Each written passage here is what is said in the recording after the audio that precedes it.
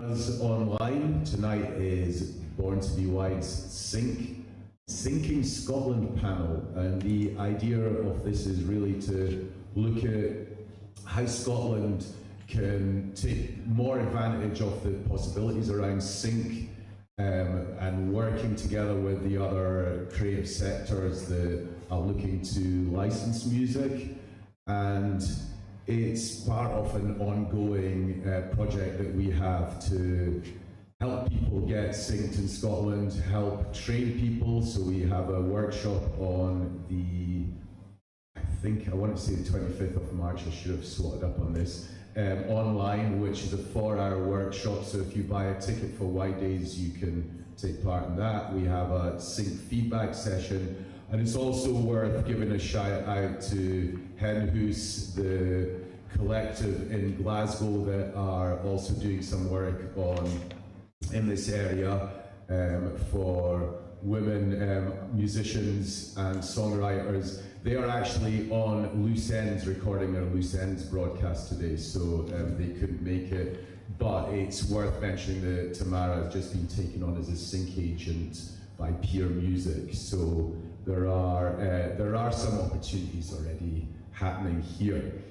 So I think before I say anything else, I'd really like to introduce our illustrious panel, and I'm going to start with Isaac because he's immediately on my left, and work our way leftwards. All right, hi everyone, my name is Isaac Allaway. I work for Feel for Music, which is based in London, and then I'm in Edinburgh, so I'm down there a lot with clients. I mostly work in trailers, so a lot of stuff for Netflix, current promos, shorter spot stuff, but the rest of my team does games, and we do, as of recently, some shorter form stuff, long form stuff. So I did the Summer Water Scottish TV show, which was on Channel 4, and with Shirley Henderson and everything. So that was, we will touch on that, but an opportunity for Scottish music. And yeah. Lorna. Hi, I'm Lorna. I'm a music supervisor and producer at LALA. We are a relatively new music supervision consultancy, and we work in long and short form, primarily across creative searches, clearance and licensing, and bespoke composition. We're currently working on the new Love is Blind series. Any fans of that? They're starting to use commercial music, so that's good news for everyone. And we work quite closely with Warner Brothers as well, so we're working on the new Supergirl feature at the moment, and the Cat and Hat new live action's coming out soon, and a few more kind of films, and then various advertising campaigns as well. Lena, for those joining us online, Lena has literally 5 minutes ago arrived via a very circuitous route after a flight was cancelled. So if you're saying, why isn't this start on time, it's because we wanted Lena to be here from the beginning. So thank you, Lena. Welcome all the way from Berlin via Helsinki. Introduce yourself. Thank you very much for being here, and yeah, that I managed to be here. It's I would be very sad if I was stuck in Helsinki. I am Lena Obara. I'm a music supervisor for movies. I am doing mostly when there are at least 2 or 3 countries involved, where you have, for example, to look or clear music from different countries. That's my recent was also with Arabic film producers, American, German companies. So mostly I am looking for very specific music, and I'm doing this for now many years. I think 2014 was my first movie, and there were not many German movies, only German, mostly, as I mentioned, like really different countries involved. Dan, you've come all the way from the Kingdom of Fife. Welcome. Thanks for having me. How's everyone doing? Right? Yeah, there's not much response. Yeah, I'm a writer, producer, and I work with people like these people. I do a lot of music film and TV and a lot of artist-driven stuff in that space. I also do a bit of commercial record making as well. I recently made records with Take That and Gary Barlow and Becky Hill and loads of other name dropping that I can do during this hour. And yeah, that's the world, and it's great to be part of an opportunity like this to showcase what Scotland has. So yeah, it's really great to be here. I've got to ask, have you tried Gary Barlow's wine? No comment. I got two bottles of it in Home Bargains. I gave one to Big Galloway, but I've still got another one, so if you'd like it, it's all yours. No thanks. So some people might be new to the world of sync, so I think we can give them a bit of an intro to what it's about. Obviously, if you want to know more, we will be going into much more detail in our Preparing for Sync workshop, and we also have some things on our Wide Days YouTube site, namely how not to get synced by our friend Pam Lewis-Rudden, who gives you all the things to avoid, which we'll come to later on as well, because that's important. But how would you describe sync succinctly? And perhaps Dan, you can start this. Yeah, it's a tricky one. I think there's quite a big misconception of what it actually is, and basically it's music that's being used within visual media in some space. Hopefully this doesn't get contradicted in the next 2 seconds. But from my perspective, you're basically creating a piece of music or having a piece of music used within film, TV, multimedia, games, adverts. And that in a nutshell is what sync is. It joins those two mediums together. Done. Anyone else got anything to add? What particular visual media you might end up in, and is it only visual media or also radio and podcasts? When it comes to sync, I would like to maybe it's obvious, but there is the difference between score and sync. So basically, when you are hired to create the music for the movie, it's a bit different than the sync department. Even though you might end up in the sync department, we create something new, but it's not necessarily the score. I think it's an important point because there are some musicians in the audience who are in that particular area. I guess what we've got advertising, TV, trailers, games, film, Radio and podcast count as well, not necessarily visual media, but it is still a sync. And just adding on to that, I don't know if you agree with this, but I think with sync it is the whole process, so it's not just the creative. I think there is the whole approvals and licensing process that is wrapped up within that as well, which won't necessarily be something that you're involved with if you're an artist, but it is something to consider as part of the whole process. And I think that's a really important part. We'll come to that as well, because it's not just someone going, oh, I like that tune, I'll give you £5,000 if I can use it. Sometimes.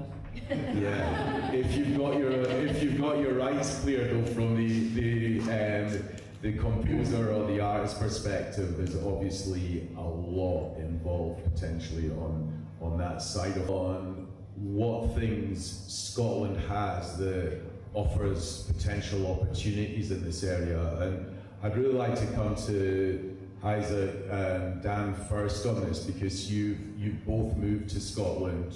You're coming at it from an external perspective, but have also had a bit of an opportunity to see what there is here. What would you say are some potential opportunities around sync in Scotland? Basically the same opportunities that there are for anyone, and I think it's that what you and I have been trying to break the barrier on.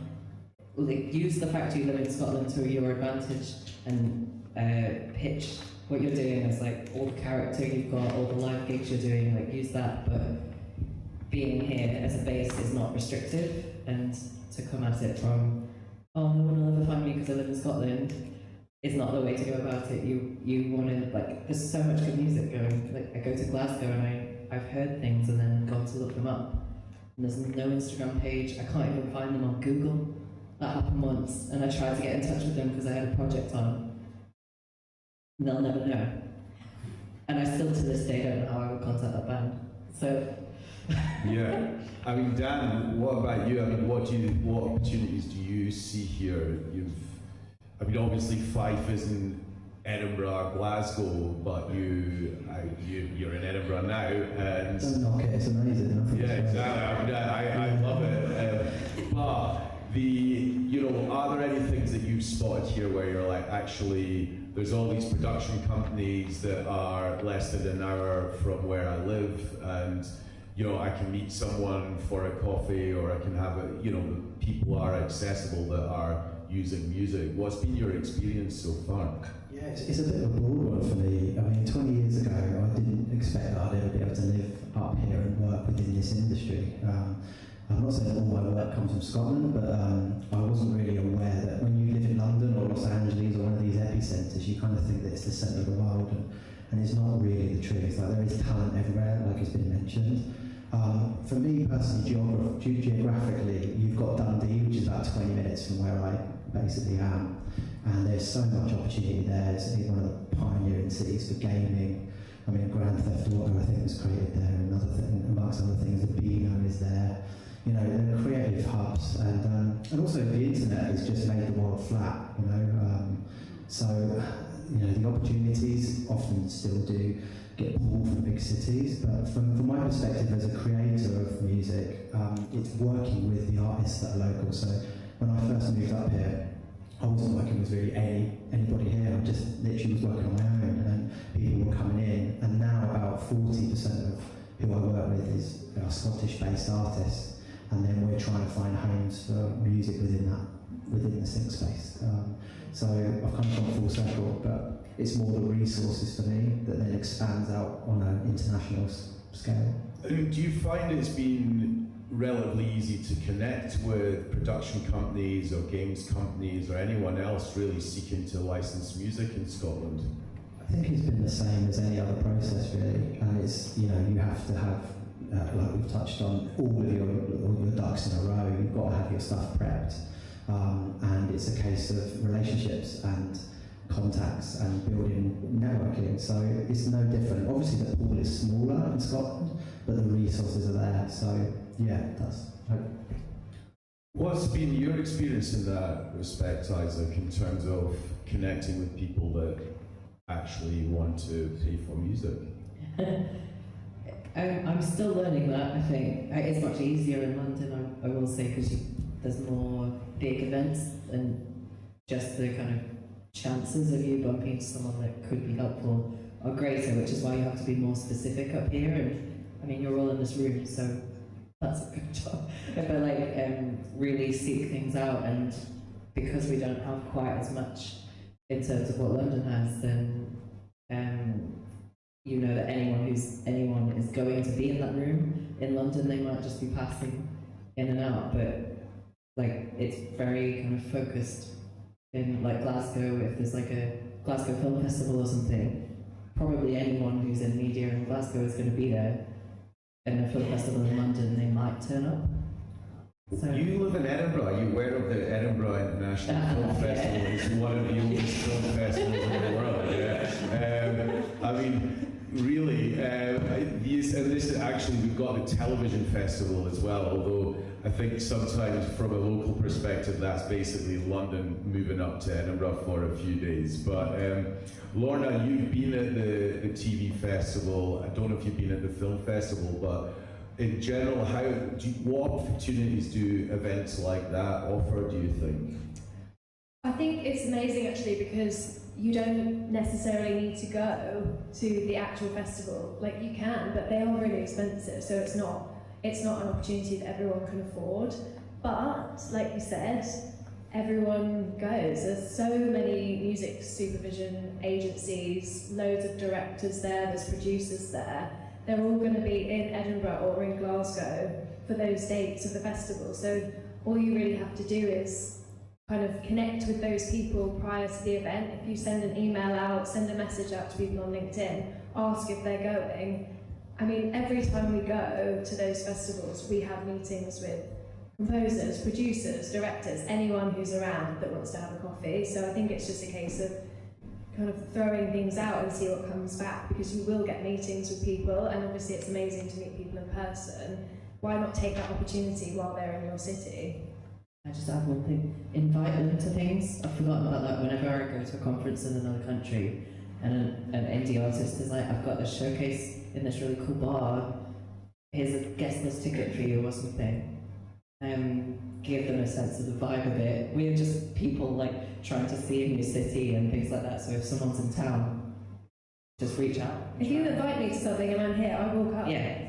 I will be there. But also, the dates are released like months in advance, so you could plan your showcase, you could plan your gig somewhere around the dates of that festival, and I guarantee you'll have people there that you want to meet. Lena, what's your experience with this? I mean, are there places where you feel they might not on the surface of it be where you're going to make those connections, but that are actually really useful from I guess a creator's perspective for making those connections, and not just in film but in other areas as well? I don't think particular film festivals are a good place for meeting business people when you are just fresh or doing things, because when I go to film festivals my schedule is so tight and I'm flying in sometimes out after 24 hours, or maybe one day, and I would probably not have the time to go to a gig or manage to meet. I always think that it's really good when you say like to reach out to people, and it's always good when you, for example, have a reason why you want to reach out. Like when there is a film festival and this person might be joining some screening, or that you have like a little hook to introduce yourself and to say like, hey, I saw this and this. Maybe it will not happen the meeting this time, but maybe this person will offer you something else instead, like going to some other place or where there is maybe less stressful time. So reaching out, making research, what is the person doing? Is it actually also something that you are interested in? Because maybe you are a live band who is loving to play live on festivals and pubs and all the amazing places, but maybe you are not really the right person for score or sing. So also you should make your homework well if you are the right person for this business. And I always say, especially for young people, short movies festivals. I notice that young, like not young, but like fresh people in the business, doesn't mean necessarily that you need to be young, but fresh in the business, that you approach short movies, because they are also mostly not so long in this business, or universities connect musicians with film producers and directors, start to make research on young people who start to do their job and research their first movies. There are many festivals have, for example, a platform which is called different things, but like movies for people who are starting fresh in this business, or movies or projects in development. So this is where you can hook them, where you can start them. And I always think it's always good to research these kind of platforms. Have any of you been to any games events? I mean, I mention it because the Scottish Games Network, they organised something a couple of months ago which was really looking at bringing in people that are licensing music for games. In fact, it was the same day as our last Born Be Wide, and it was in Glasgow, so unfortunately I couldn't go. But the reason I mention it is this something that, are you aware of any games events where those opportunities might exist as well? I'm not aware of the events myself. It's not a medium that I've used. I've not really got a lot of music within games. I've had a couple, but it's not something I've chased. It's not an area I've jumped at. But I know that, again, like Dundee is a huge epicentre for gaming, and yeah, I'm not sure. I've been trying to harness that event too. Our team, we work across games as well. I haven't yet cracked where in Scotland to speak to someone, but a lot of that again, it doesn't really matter where you're based because we're working on stuff that's with Canadian and American clients. So, like, the time zones are all over the place anyway. It doesn't matter where the music's coming from. There's a lot more opportunity for indie music and games because there's just so much more music going into it than like one trailer. And the fans of games it's like kind of cult following. So you say that you don't have to be there, but I think that the personal connection and that opportunity is, I think, is essential. I mean, Lena, you can tell me if I'm wrong, but I would imagine you wouldn't have jumped on a flight at a week's notice, gone through all the cancellation and everything else, if I hadn't invited you to my music supervisor whiskey tasting last year when we were in London, right? So, so I think that this is what I'm really driving at on the face-to-face dimension of this, and you know, there are games companies in Edinburgh as well, including Rockstar North, that you know is the progenitor of Grand Theft Auto and many other things, and that's where I think those opportunities can exist, and it's really just where you find those people. I mean, I have to say as well that the head of the Scottish Games Network, Brian Baglow's been really pushing for this, so we are hopefully going to develop on that side of things as well. But it does interest me if there are any other suggestions you've got, you know, where you can start connecting with people and where there's any sort of easy opportunities around that. And particularly if you know, obviously you two don't live in Scotland, but if there are any things that you've got from experience elsewhere where there's some good tips around that. Well, it's been many years ago, but I remember I went to Montreal, and I think that was the beginning of the gaming time in Montreal, where you had the entire street with young pop-up companies, and I remember we've been like 30 music supervisors from all over the world and invited from one to another to see, and I sort of thought like, oh wow, it's a shame I'm not a music supervisor for games, because in Germany, for example, games is not a business per se, because it's outside the collecting society. It's a different world, so I don't participate in that, or have never been. But I think, and as you say, like there might be like places which are not so popular for movies, but there are many companies, startup companies, who start to run a business there. So Montreal, I was surprised, like it's a huge, I don't know how it is now, but by that time it was impressive. Like one door to the next one was like a game business. I think there is something in Brighton as well, but I can't remember. Develop. Is that it? Yeah, is that the games one? Yeah. Yeah, I haven't been, but I've heard it is. That's a good one. It's really good. Yeah. And you get to hang out in Brighton as well, which is often very nice. The Great Escape in Brighton Yes. as well. Yeah. Well, this is the other thing that's worth mentioning, is that for those on the music side of it, there's a lot of music events that actually have much bigger budgets than us, so they can invite about 20 music supervisors or sync agents to their events, and that is again another opportunity to make those connections. And there are generally quite a few at the Great Escape. There will be quite a few at Focus Wales the week after Wide Days, and then if you have the budget to go somewhere a bit exotic, then there is FinPro in Guadalajara, which brings together all the Latin American supervisors, and M4 Montreal as well. It's just two that spring to mind. But those are opportunities, and I think again that dimension of actually doing something where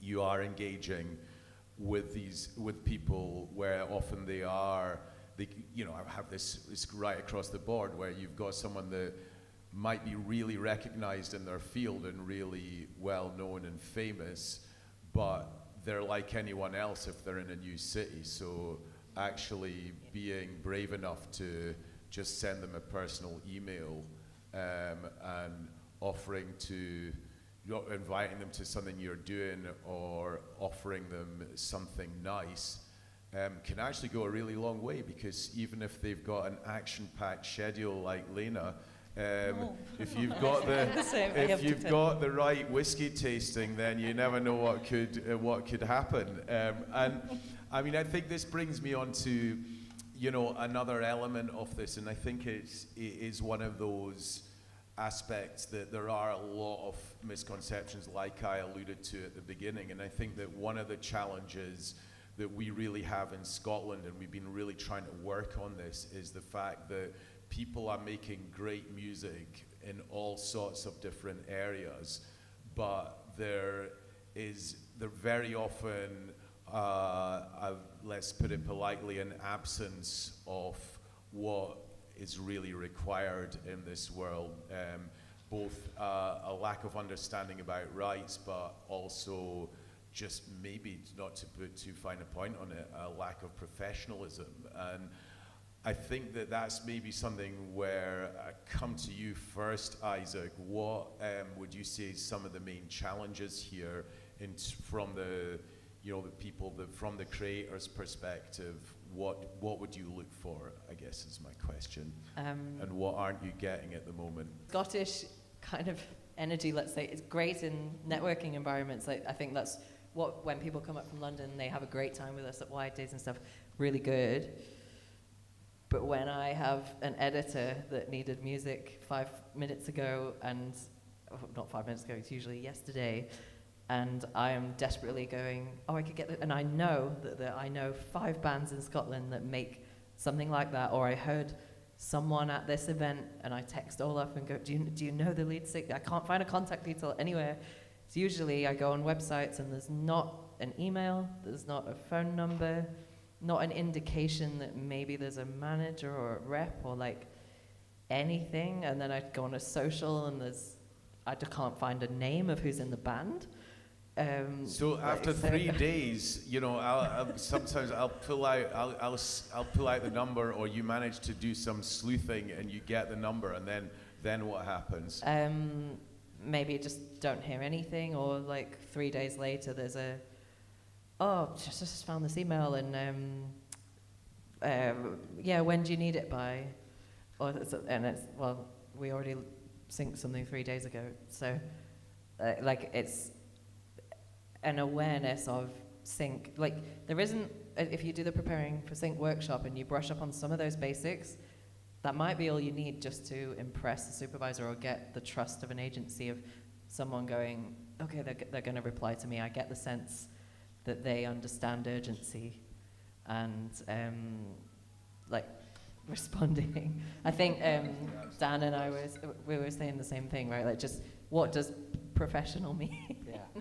I mean, yeah, what is professional? I think music's like a collaborative sport from my perspective. And I think that if you were in an epicenter like London or Los Angeles or Nashville, you get used to this process that just happens with your peers. And I think it's tough when you're saying people have got to brush up on their P's and Q's in terms of like the data management and the preparation of files and the delivery of files.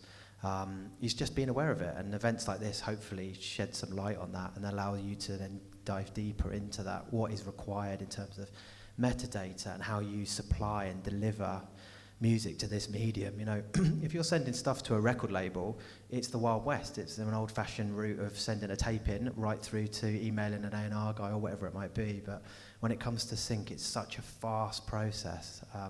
Often things are trying to get cleared within 24 hours, sometimes even less. And if you're ready to go, to press that button and to drop those files with a simple link, you're basically fishing in prime waters, and your rod's in the water and you're ready to go, you know? I'm just trying to get fishing analogies in there as much as possible.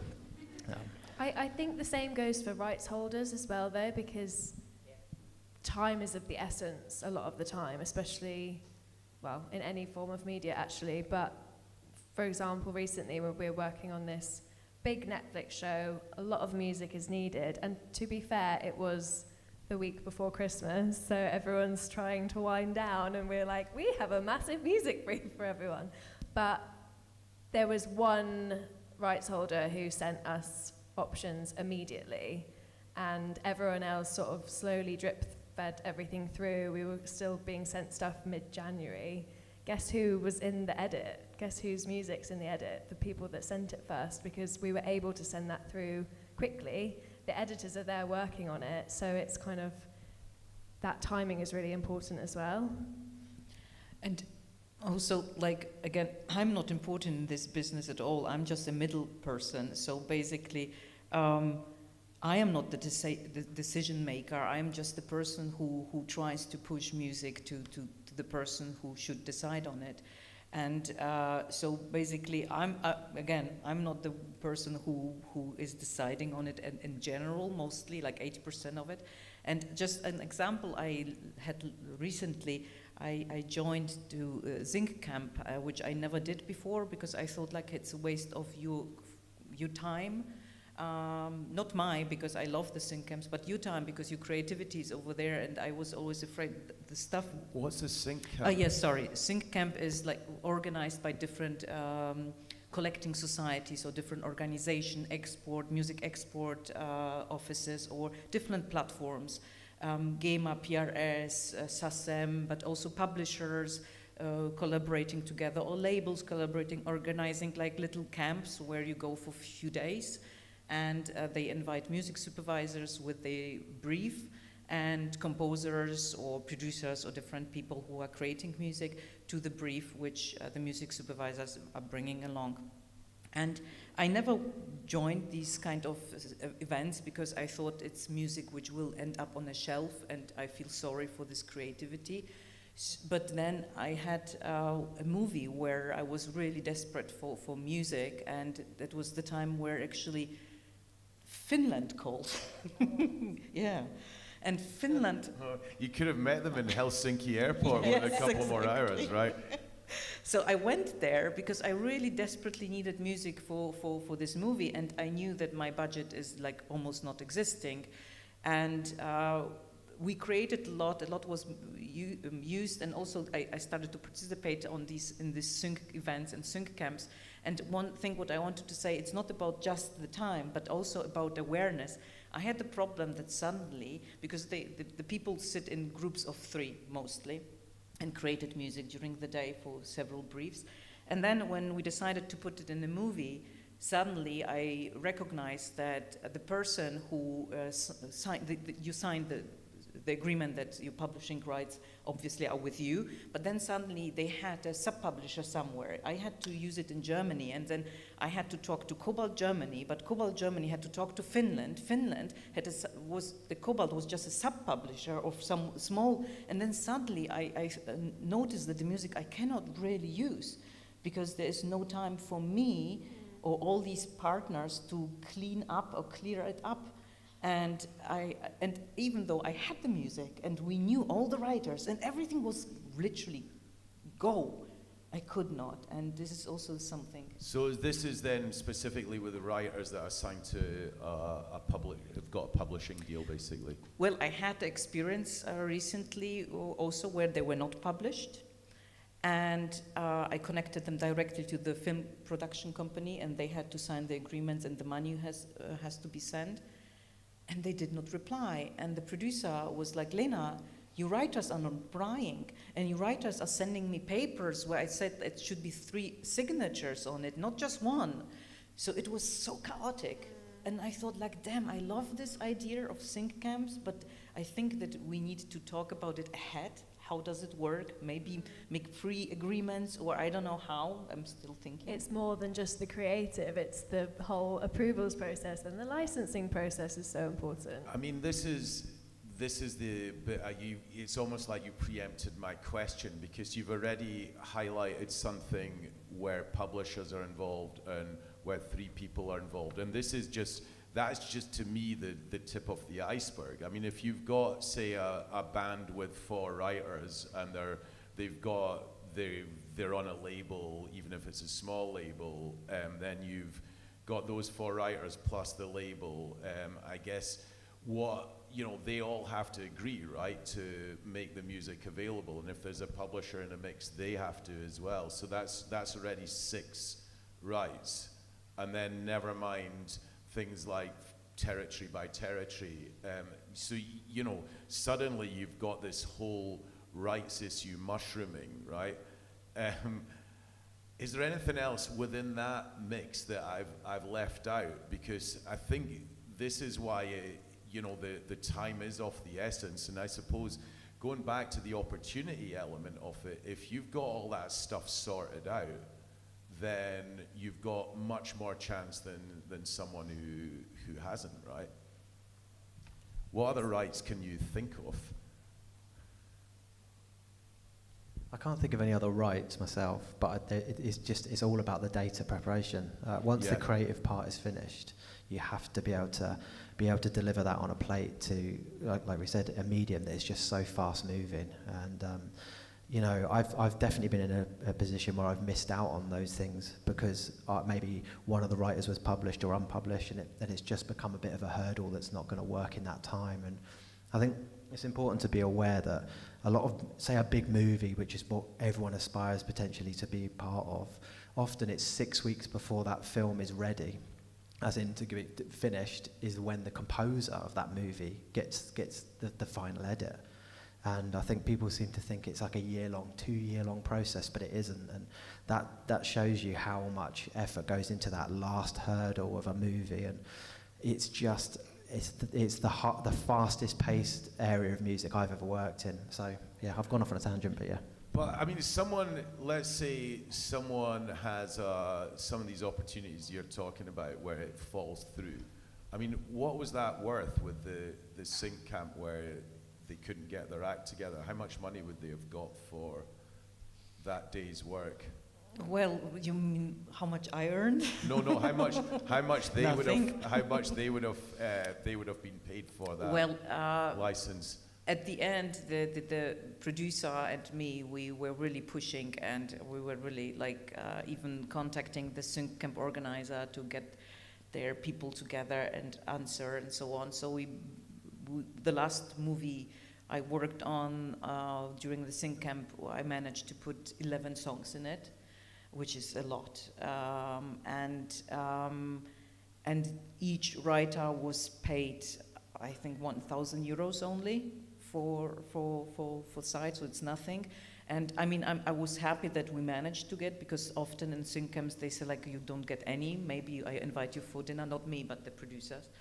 I still wait for all the invitation from my producers. But so it's not money, but it's what happened that the movie went to many festivals, and that was the first kind of job for them. So, you know, they had on the Instagram and all the social media a wonderful movie where they could say I did a song. And again, I also don't go to a restaurant and say, you know, I will write a nice about you food and I don't pay you. I know it's shitty, but sometimes a beginning is like that. So, I mean, there must be other examples where collectively that you're aware of where a meaty brief comes in, and for the music, they like the music, they want it, and someone just doesn't get their act together. What's the most that in your experience that you know of that someone's lost, where if they'd had their shit together, how much would they have earned? Well, this had literally happened to me last week, where I was trying to clear a track for quite a big artist. So I was really surprised when 5 out of the 7 writers weren't registered with the publisher. And so we started the process of trying to find them, and obviously the management should be able to figure that out because they've set up the writing session. But the publishing side was worth, I think, 350k. And there were 7 writers, obviously with varying splits, but... Let's say 50 grand each. Let's say 50 grand each. And by the time, during the process of me trying to find these people, the client are looking at other tracks, and they've gone down another road because we haven't been able to... And this is how fast it moves, because by the time I found these writers, you know, and their details a couple of days later, they've already moved on to the next thing. Wow, that's a sobering thought. It's one of those things as well where, as a musician, you just have to be really aware that you're going to have to get used to rejection, but also it's a situation where it's not about the song, it's about selling an emotion, and there's 1,000 different options in that you just click one button to get to that option. So it's a very different headspace. You've got to put yourself in a position of what a supervisor is actually doing and how fast their world is moving. I mean, I don't know how many tracks you're listening to on a daily basis, but I know for a fact you're pressing play and it's either selling that emotion to you or it's not. And if it doesn't sell the emotion, it's gone. Anyway, I've gone off on a tangent a bit, but sometimes I don't. I don't know. No, I will say it out loud. Sometimes I don't even listen because I look at the waveform for trailers. This is what you've got to work with, guys, this kind of level. But like if it's not relevant, if I'm like, right, I have half an hour to find the trailer song for this, and then I've been pitched stuff back and I'm scrolling through my disco inbox, I can see the way, or when it gets sent So on the disco and stuff. waveform actually tells you whether that's going to fit into what you need. From having done it for ages, yeah. Like especially if it's like a kind of classically big third act trailer, I can see that it's. You can see where it needs to go. Just to specify as well, or just to explain a little bit, did I mention trailers at the beginning? Because trailers are actually often going to earn you more money than the film itself, right? I've not had a thing that big on my hands, I don't think. Because we used that was just hop, so was it 700 grand? Yeah. Yeah. So, yeah, not that big. What could someone, I mean, in your experience when you've been desperate to get something in there for a trailer and someone's not got it together, what's the most money someone's lost out on not having their act together? It's going to range. If it's an indie thing, 10, 20, 30 grand maybe. Like occasionally, or just like the odd 5 grand thing here and there, or like if it's a vocal thing. So you know. this is so important. I mean, imagine how many gigs you would have to do as a band to make 5 grand, right? Assuming even big acts are complaining that they can't tour anymore because of the cost. So this is basically, if you have your rights together, you can make 5 grand in your pants sitting in your house, right? So, that's something to make sure you get your act together, right? I mean, you just touched on disco, which is, for those of you who don't know, is one of the platforms that really is set up to have everything in place that you are looking for. And I mean, I'm not sure how many, is it like a third or half of like supervisors and sync agents that are the middle people that can act as the go-between between the artists and the music supervisors use. I mean, what would you say the advantage of that is? Do you all receive your music through that? Is that your preference, or do you use other services as well? I'm at the moment on disco. I know there are others like Bridge and things like. I just happened to get onto disco, and I've formed my process on there. I'm getting pitched mostly, but so disco, you don't have to go through downloading and uploading files. It's all cloud based. So if someone pitches me a playlist and I press save, it saves it into the back end of the site, and then I can put that straight into the playlist that the editor is wanting in 5 minutes. Not waiting for everything, and then just go save, and then it's all on a link, and you can add your instrumentals and stems and everything. So yeah, I brief out using it as well. You can create your own inboxes as well, so people can send their music directly to you. And actually, I don't mind if someone asks me for my inbox. If they say, do you mind if I send you something? It's way more useful to have it in my disco than it is to have living in my email Outlook where I won't be able to find it again.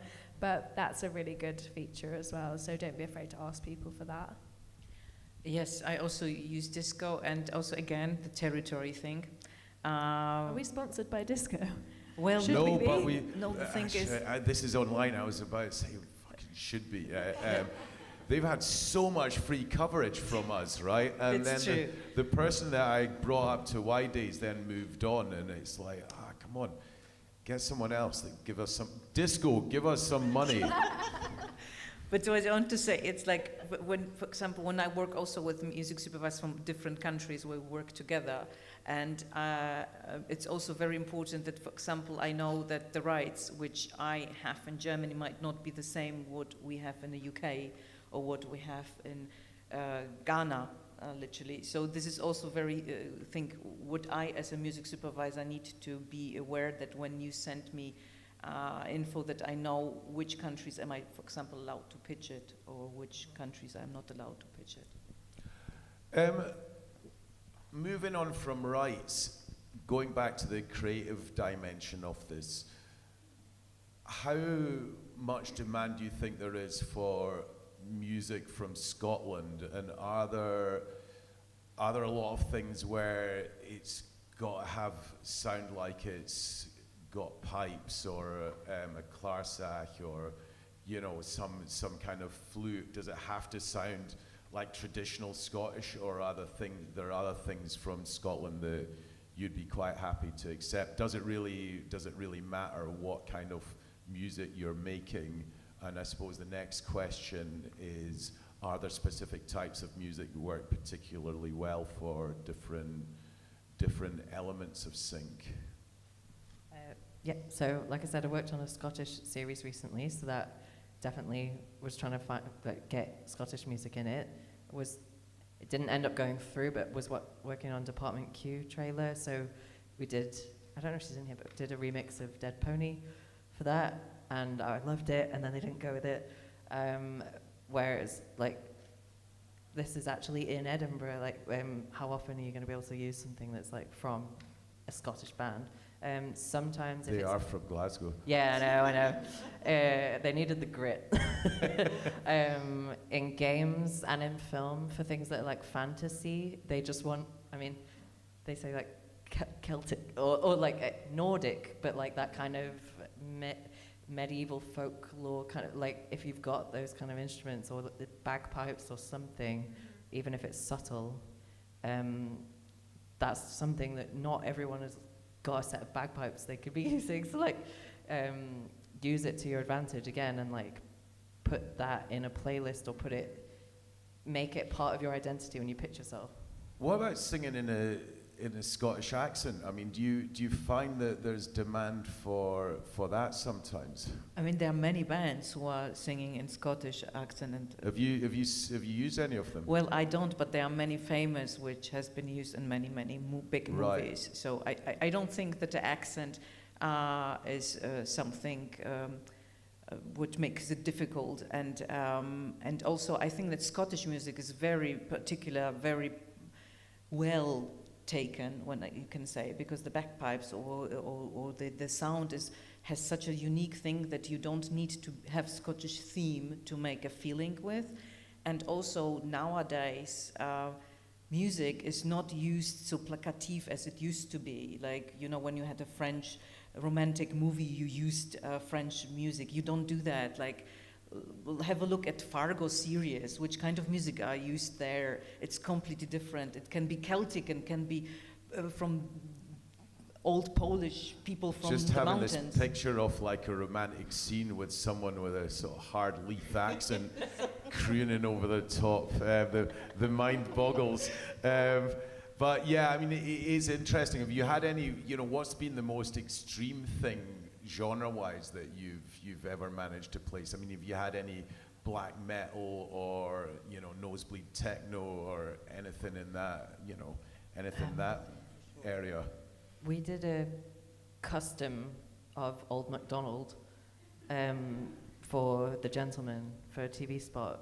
So they chose it, but they said because he dresses up as a chicken in one scene. Have you seen it? And has the gun. He's like in a chicken suit. So we did this classical. It was like a quintet, like Old MacDonald, like with the regal fine dining, and then it went, and then it was a like trap, hip hop remix of it afterwards. Wow! I think it's on our site if you want to find it. I'm gonna check that. I love the film, but I love the series as well. It's great. I actually checked out the series because I knew you'd done the trailer. So there you go, an extra viewer. Now, we've obviously touched upon that kind of infrastructure in Scotland that already exists in games and films and TV, etc., and obviously all the different types of festivals. But are there any areas that you're aware of where potentially there are opportunities that could be created? For example, I'm aware that when films received public funding in Scotland, there was a lot of pressure on the producers to use Scottish music or music from Scottish rights holders. There's also been adverts occasionally for, from Visit Scotland, where they've used music from Scotland. Are you aware of any of those kind of initiatives or approaches where it's like, all right, well, if you're gonna get public money, then you also have to use something from that country? Or have you had any experience with that? I'm working with this on each movie, every movie, exactly what you say. I just spoke in the drum with Michael about it, that for example, we had some money coming from Basque countries. And so I basically needed to have a composer who composed in a German way, bit French, cheesy, but being textable in Basque. So it's often where I am when I'm working, especially for not so much for sync, but for score, where I am completely nailed to where the money is coming from to make decision. Like even in Germany, when we shoot in Berlin, I have to use someone who lives in Cologne. So it's often. We have a database which is kind of more to do with score and bespoke composition, but I do have a database of the composers and producers that we work with, and it has as much information on them as they're willing to give us. But location, territory, that's a massive thing, because obviously anything that's publicly funded usually would require to have someone from that area. So I think you mentioned this a second ago about making that clear. If you are a Scottish writer, if you're a Scottish artist, when you're reaching out to people, that's kind of one of your USPs, especially if they're not based in Scotland. There are a plethora of composers and producers in and around London talking to us every day, so it's great to have that as your kind of more unique selling point. Are there any Gaelic speakers in the audience? That's a shame. Anyone speak Basque? Excellent. And Welsh? I just mentioned this because we confirmed someone today called Mark Garfield, who's a music supervisor specializing in minority languages, and he's agreed to do a talk. So another reason to come to Y Days or check out the streams if you live very far away. So I think this is for me, what's really interesting around this is that obviously dealing with, streaming and previously record sales and that element of the recorded music world where it's all about, volume, really, not to put too fine a point on it. Whereas what I love about the sync world is that there is that space to do something completely different that perhaps doesn't have a mass audience, but could actually fit into something and earn you some money. Yeah, I've preached about this for a fair amount of time now, and I think I look more towards sync than I do to radio for any music I'm working with artists, and the vehicle that sync is for an artist project, and hopefully everyone else will test it to this. It's huge, and the way that radio is a decline in format in terms of helping emerging artists like it used to do historically.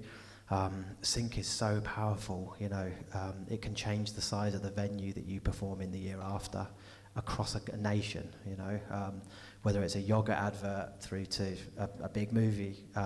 It's just mass exposure that happens on its own, and it's what was always looked as a byproduct is now such a huge part of the recorded music industry now. And I've always felt that we should split the music industry up into its fundamental parts, because it gets a lot of bad rep with the whole, from Napster right through to Spotify, and so it should, but it's not correct to say that there isn't a way to make a living out of music, and sync is vital to me as a creative. And I just think we should make sure that the recorded music industry and sync industry are almost separated in terms of the positivity behind it and how powerful it can be. Anyway, there's my preach over. Thank you. It's a good message. Has anyone got a question?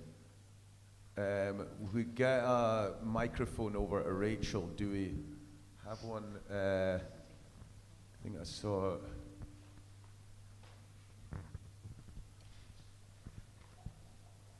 And the one thing I'd ask is that we might be able to get two questions if you actually, it's a question in one sentence. Well, hi, I know Isaac and Olaf.